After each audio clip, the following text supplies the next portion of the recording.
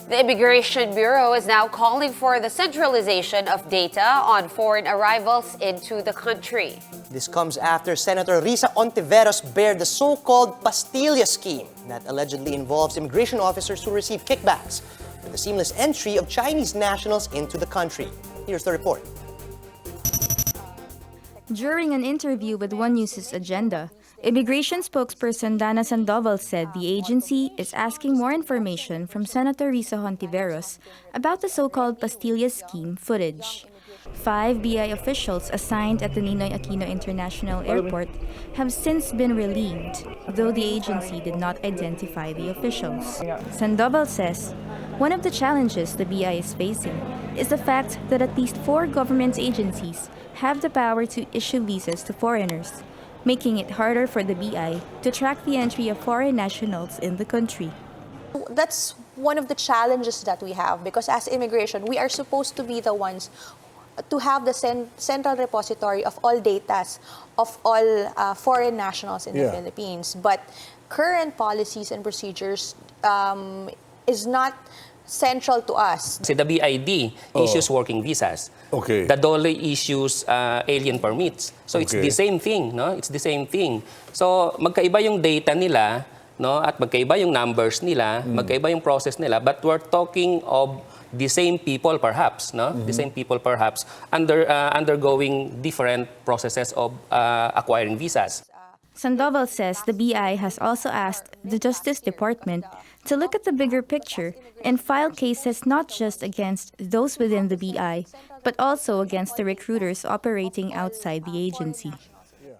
You just take out people, but then the external source or the temptation is still there. So they would just change their schemes, their modus, but at the end of the day, the temptation is still there. So that's one thing that the management requested the DOJ is to look at the bigger picture, to be able to file cases not just to the ones who are inside the agency, but also to the recruiters who are outside the agency, to file the appropriate criminal cases against them, for them to stop their operations.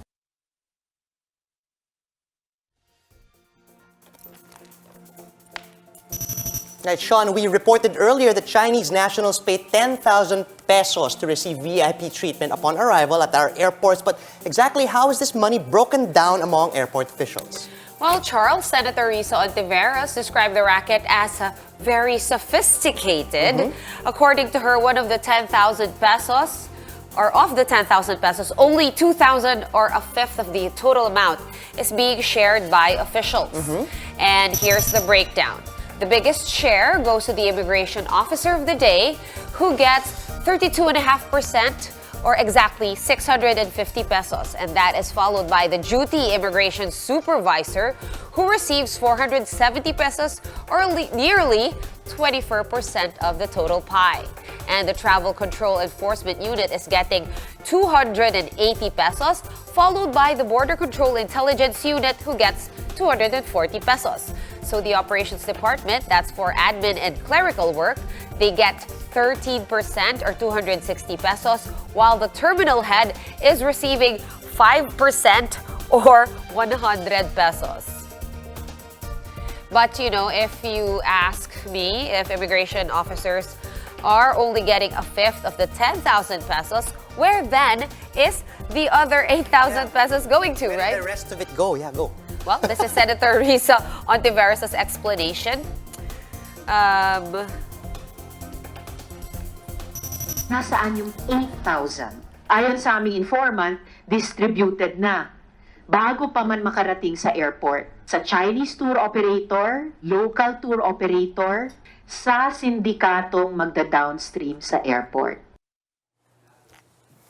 Right, Sean, I'm pretty sure this controversy has already hit Malacanang, and they, of course, will have an opinion about this. What do they say? Right. So yesterday we were talking about what spokesman Panelo had to say, right? So now, this time around, according to Senator Bongo, who still sometimes is around the president, or a lot around the president, the president is not happy about it, and he has given warning to those involved in the scheme. So the chief executive told Senator Bongo that guilty personnel will be forced to eat literally eat because it's pastillas. Papakain niya. So eat the money that they accepted. So let's hear it straight from Senator Go. So verbatim. Sabi ni Paolo, mahilig ka sa pera. Kung mahilig ka sa pera, ngayon, kainin mo yung pera. Di kinain ka ng buo. Pag ang problema, hindi ko lang alam, yung 300 na yon, pag bawas niya, kung paglabas na, barya na. Right, just to clarify, it's not pastillas, it's the pera na papakain sa mga tao. No? We have... The pastillas doesn't actually exist. All right, cool. But then Senator Risa Hontiveros is proposing lifestyle checks on immigration officials. How are the other senators taking this? Actually, surprisingly pretty well, right? In fact, even Cabinet Secretary, DOJ Secretary Menardo Guevarra is throwing his weight behind the proposal from Senator Hontiveros.